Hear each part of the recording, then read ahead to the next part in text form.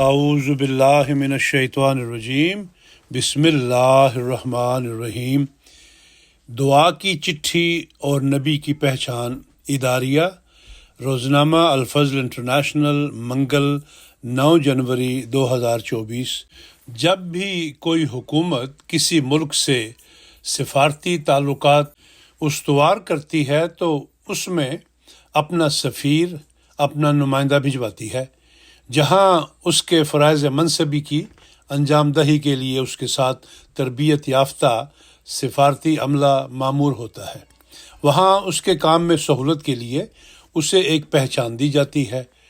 چٹھیوں، تاروں اور فیکسوں کے ذریعہ سرکولر کیے جاتے ہیں کہ فلاں شخص فلاں ملک کا نمائندہ ہے، وہ جو بات کرے گا اسے اس کے ملک کی جانب سے متصور کیا جائے۔ اسی طرح اللہ تعالیٰ جب اپنے نبی یا اپنے رسول کو اس دنیا کی ہدایت کے لیے مبعوث فرماتا ہے تو اسے رب لا تذرنی فردم وانت خیر الوارثین کی دعا سکھلا کر شرف قبولیت بخشتا ہے، اور اس کے ساتھ مومنین کی صورت میں نہ صرف یہ کہ اس کا معین و مددگار سفارتی عملہ فراہم کرتا ہے، بلکہ ان سے لیے جانے والے متوقع کاموں کی مناسبت سے ان مومنین کو امتحانوں اور مشکلات سے گزار کر ان کی تربیت بھی فرما دیتا ہے۔ ان مومنین کو بھی اللہ تعالیٰ گویا دعاؤں اور سچے خوابوں کی چٹھیوں، تاروں اور فیکسوں کے ذریعے اپنے پیارے کی بعثت سے مطلع فرماتا ہے، انہیں ایمان لانے کی توفیق دیتا اور استقامت عطا فرماتا ہے، نیز انہیں اس یقین کی لازوال نعمت سے سرفراز فرماتا ہے کہ خدا تعالیٰ کی تائید و نصرت اس نبی کے شامل حال ہے۔ نبی اکرم صلی اللہ علیہ وسلم کے عاشق صادق، اسم بامسمہ غلام احمد مسیح موعود علیہ الصلاۃ والسلام کے دور میں بھی خدا تعالیٰ سعادت مندوں کو سچی خوابوں، قبولیت دعا اور سچی پیش گوئیوں کے نتیجے میں کشاں کشاں مومنین کی جماعت میں شامل فرماتا رہا۔ ایسا ہی ایک ایمان افروز واقعہ پیش خدمت ہے۔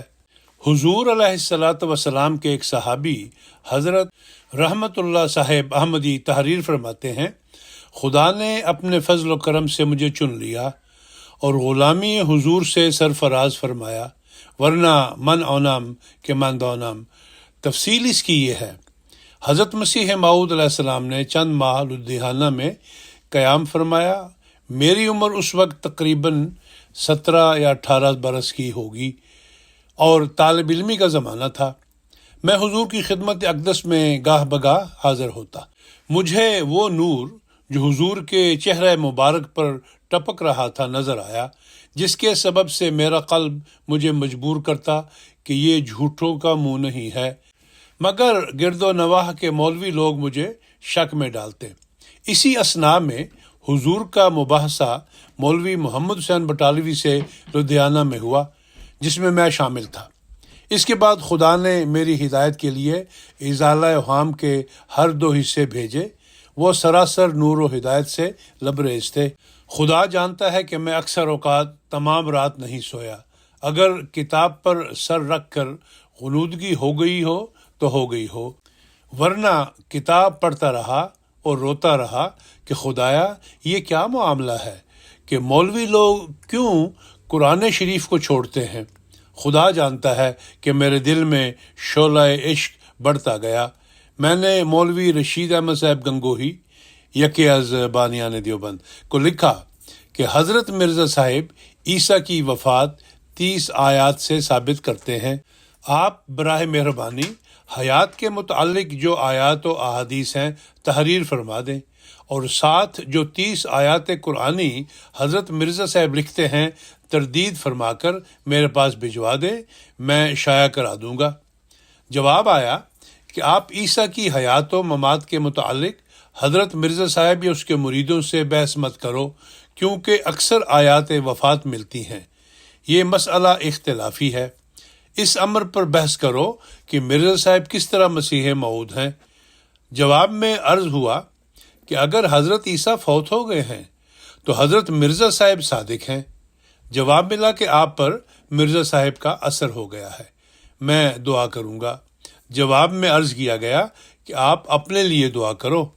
آخر میں آستانہ الوہیت پر گرا اور میرا قلب پانی ہو کر بہہ نکلا، گویا میں نے عرش کے پائے کو ہلا دیا۔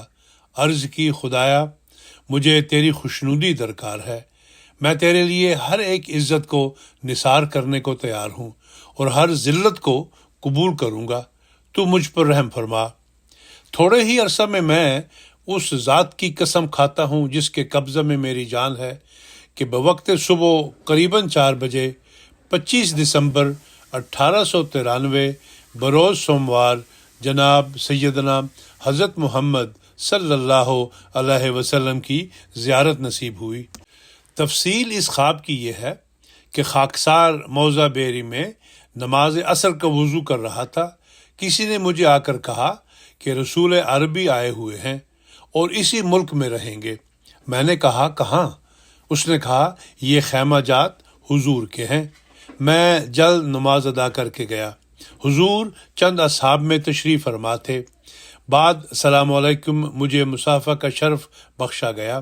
میں باادب بیٹھ گیا۔ حضور عربی میں تقریر فرما رہے تھے۔